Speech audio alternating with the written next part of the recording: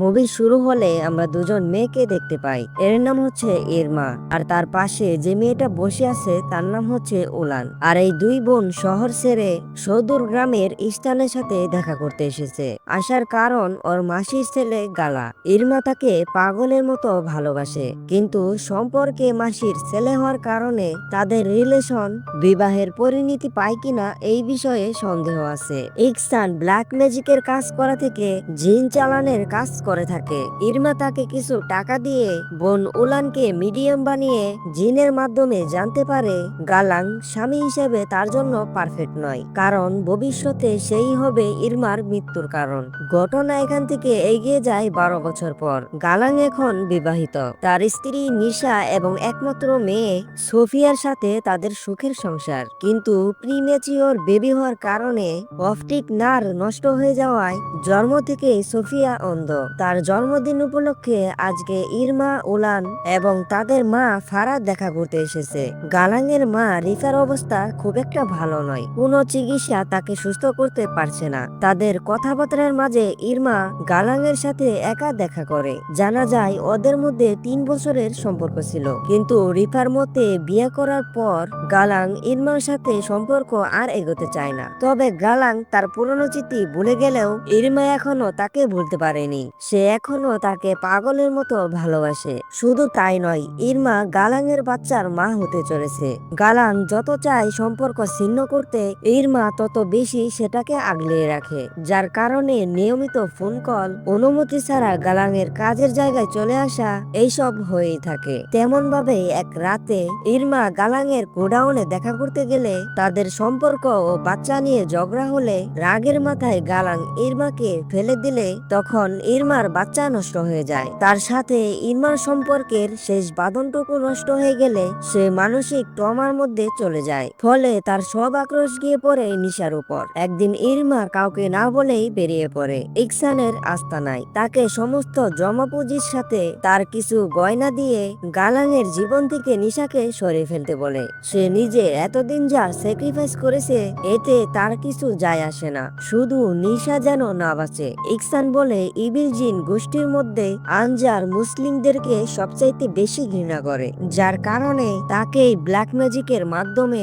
ইরমার কাজ সম্পূর্ণ করার জন্য ডেকে আনবে। এই জিন নিশা এবং তার রক্তর সম্পর্কের সবাইকে 5 রাতের মধ্যেই মেরে ফেলবে। কথাটা শুনে ইরমার সোফিয়ার কথা মনে পড়ে। সে তো এখনো ছোট, এমনকি ওর উপর তো কোনো আক্রোশ নেই। নিশার উপর বদলা নিতে গিয়ে শেষে মেয়েটা কি মারা পড়বে? তবে এত ভেবে কি লাভ, তারা তো অন্তঃসত্ত্বা বাচ্চা মারা গিয়েছে। তাই মনকে শক্ত করে ইকসানকে সম্মতি দিলে শুরু হয় ব্ল্যাক ম্যাজিক। এই ব্ল্যাক ম্যাজিকে প্রথমেই প্রয়োজন পড়বে নিশার চুল এবং নখ বা রক্ত, সাথে মহিষের কাটা মাথা এবং তার অন্ত্র, এবং সত্য দাফন করা লাশের পা। ইকসান এগুলোকে নিজের মতো করে জোগাড় করে ফেললে বাকি ছিল নিশার জিনিসগুলো। তাই এর মধ্যে ইরমা একদিন গালাং এর অনুপস্থিতিতে ওর বাড়িতে সোফিয়ার সাথে দেখা করতে এসে বাথরুম থেকে জোগাড় করে চিরুনিতে আটকে থাকা নিশার চুল। এখন দরকার নিশার নখ, কিন্তু বালতি থেকে খুব সহজেই নিশার রজস্রাবের প্যাড পেয়ে যাওয়ার পর ইরমার কাজ আরো সহজ হয়ে যায়। ফলে শুরু হয় আনজাদ জিনকে ডেকে আনার প্রক্রিয়া। সময় রাত 3টে। গালাং গভীর ঘুমে আচ্ছন্ন। নিশা তখন তাহাজ্জুদ নামাজ পড়ছিল। আচমকা ওর সামনে মহিষের কাটা মাথা এসে পড়ে, সাথে সাথে তার সারা শরীরে ছিটিয়ে পড়ল রক্ত এবং মহিষের অন্ত্র। চিৎকার শুনে গালাং ছুটে এসে দেখে সেখানে কিছুই নেই, সবটাই নিশার মনের ভুল। সকালে নিশা তখন একা বাড়িতে। হঠাৎ সোফিয়ার পুতুলটা হাতে নিয়ে এক অদ্ভুত পরিবর্তন আসে। কাঁচি দিয়ে একে একে পুতুল এবং নিজের চুল কেটে খেতে শুরু করে। পরের দিন সন্ধ্যায় গালাং কাছ থেকে ফিরলে নিশা বাড়িতে এবং তার সাথে অদ্ভুত ঘটনা ঘটে যাওয়ার ব্যাপারে জানায়, কিন্তু প্রচন্ড ক্লান্ত থাকার কারণে গালাং এসব কথায় কান দেয় না। এদিকে উলান নিজের গয়নাগুলো খুঁজে না পেয়ে ইরমাকে জিজ্ঞাসা করলে জানতে পারে সে পুনরায় ইকসানের সাথে দেখা করতে গিয়েছিল।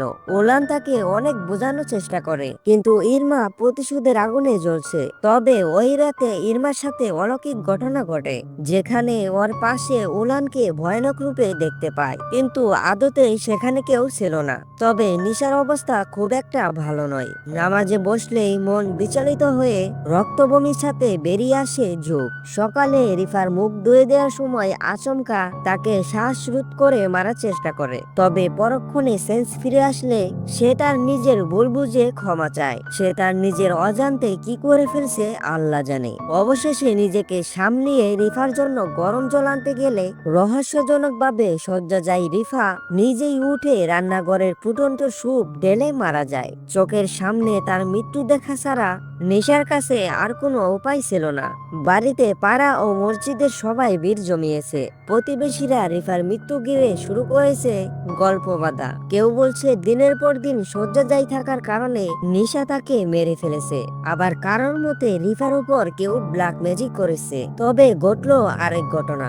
জানাজার ঠিক আগে রিফা পজেস্ট হয়ে সে অনেক ভয়ানক আচরণ করতে শুরু করে। তাকে দেখে কারোর বুঝতে অবকাশ থাকে না জিনের কবলে রয়েছে নিশা। হুজুর কোনো রকমে শান্ত করলেও বুঝে যায় নিশার উপর কেউ ব্ল্যাক ম্যাজিক করেছে।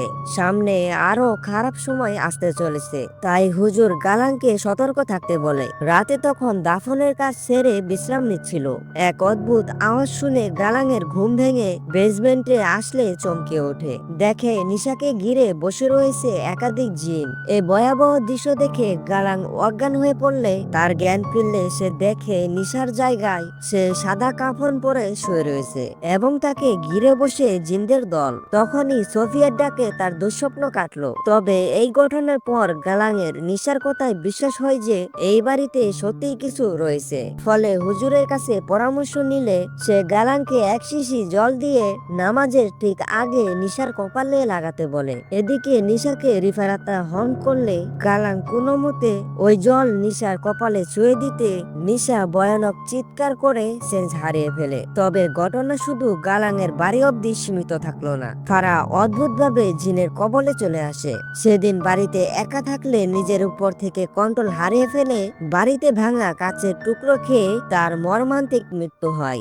দুই মেয়ে বাড়িতে ফিরলে তাদের মায়ের এরকম মৃত্যু দেখে ইরমার আর বুঝতে বাকি থাকে না মায়ের ও রিফার মৃত্যুর জন্য সে নিজেই দায়ী। তাই তার বোনকে গালাং ও তার বাচ্চা নষ্ট হওয়া থেকে রাগের বসে ইকসানের কাছে গিয়ে ব্ল্যাক ম্যাজিক করার ব্যাপারে জানায়। কিন্তু এখন প্রশ্ন, ইকসান তো বলেছিল নিশার রক্তের সম্পর্কের সবাইকে শেষ করবে, তাহলে মা এবং রিফা কেন মারা গেল? তখন বিকালে মসজিদ থেকে আজান শোনা যাচ্ছিল। হঠাৎ নিশা চিৎকার করে বারান্দার টেবিলে উঠে নিজের গলায় দড়ি দিয়ে ঝুলে পড়ে। কিন্তু সঠিক সময় গালাং এসে তাকে বাঁচিয়ে নিলেও এই ঘটনা যথেষ্ট প্রভাব তার উপর গিয়ে পড়ে। গালাং হুজুরকে ডেকে নিয়ে আসলে বলে তাকে আজ রাতে মসজিদে নিয়ে আসতে। এর কিছুক্ষণ পর ইরমা গালাংয়ের সাথে দেখা করে জানায় এসব কিছুর জন্য আসলে সেই দায়ী। তবে এখন একে অপরকে দোষ দেওয়া ছাড়া আর কোনো উপায় নেই, কারণ ইরমার বাচ্চাটি নষ্ট হয়েছে গালাংয়ের জন্য। তবে দোষী যেই হোক না কেন এখন বাঁচতে হলে জিনকে থামাতে হবে। তাই ইরমা ওলিনকে নিয়ে ইকসানের আস্তানায় যাওয়ার প্রস্তুতি নিলে উলান তখন পজেস্ট হয়ে যায়। সে ইরমার উপর অ্যাটাক করলে কোন রকমে নিজেকে বাঁচানোর চেষ্টা করে, কিন্তু অবশেষে তার চোখের সামনে জিন উলানের মাথার স্কেল তুলে তাকে মেরে ফেলে। ইরমা বুঝতে পারে জিন কোনো রক্তের সম্পর্ক ছাড়াই সবার পরিবারকে বংশ নির্বংশ করছে। আর এখন নিশা এবং গালাংয়ের পালা। ওদিকে মসজিদে সবাই নিশাকে সুস্থ করার প্রস্তুতি নিলে ইরমা ইকসানের আস্তানায় পৌঁছায়। ইরমা তাকে বলে জিনকে থামাতে। আনজাদ জিনকে যে কাজের জন্য ডেকে আনা হয় সে যেটা যতক্ষণ না সম্পূর্ণ হচ্ছে তাকে ফিরানো সম্ভব না। তবে এই ক্ষেত্রে ইকসান বলেছিল জিন নিশার রক্তের সম্পর্কের সবাইকে মারবে, কিন্তু ফারা, উলান, রিফান এরা কেন মারা গেল? ততক্ষণে হুজুর জিন তাড়ানোর প্রক্রিয়া শুরু করলে নিশা আউট অফ কন্ট্রোল হয়ে পড়ে। জিন প্রতি মুহূর্তে নিজের ক্ষমতার মাধ্যমে কষ্ট দিতে শুরু করলে নিশার সাথে আচমকাই ইরমা পজেস্ট হয়ে পড়ে, যার ফলস্বরূপ ইরমার শরীরের হাড় ভেঙে তার মর্মান্তিক মৃত্যু হয়। নিশার ভিতরে থাকা জিন এতক্ষণে সম্পূর্ণ ক্ষমতায় এসে গালানকে গলা টিপে মারার চেষ্টা করলে হুজুর নিশার মাথায় মেরে অজ্ঞান করে দেয়। কিন্তু আচমকা সবাইকে চমকিয়ে সোফিয়া পজেস্ট অবস্থায় মসজিদে উপস্থিত হয়। আর এই ঘটনার সাথে রিভিল হয় আসল রহস্য।